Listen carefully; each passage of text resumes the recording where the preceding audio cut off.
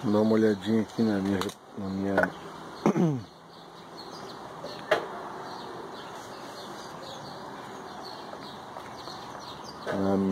andaçaia.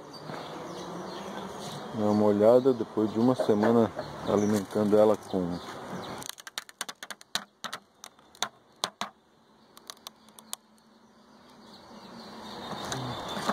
o xarope normal, né? Mais o xarope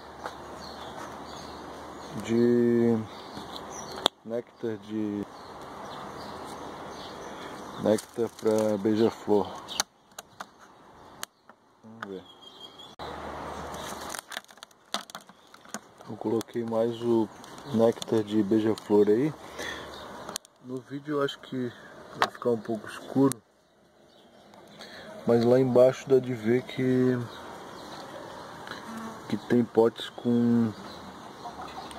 cheio, tem pote quase cheio. Então, quer dizer, eu acho que elas não estão jogando fora. Legal.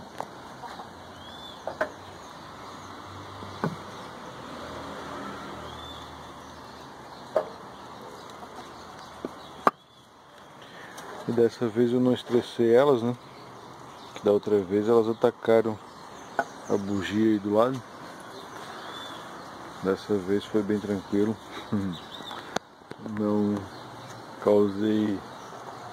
incomodei elas tanto.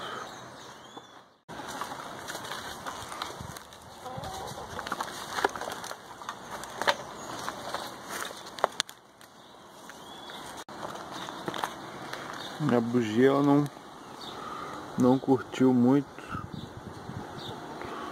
esse néctar de beija-flor não. Mas ela também não consumiu todo o xarope, então não sei, mesmo assim eu vou abastecer. Vamos ver como é que ela vai reagir essa semana aí.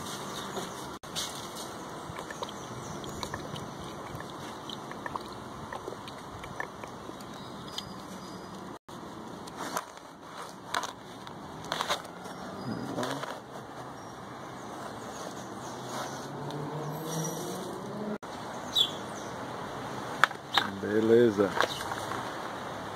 tá tudo calminho aí. Tanto a bugia quanto a mandaçaia ficaram bem calminhas.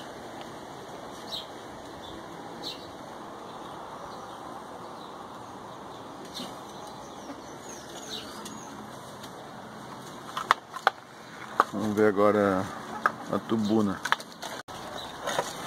A tubuna geralmente ela consome tudo, né? Ela tem muita abelhinha,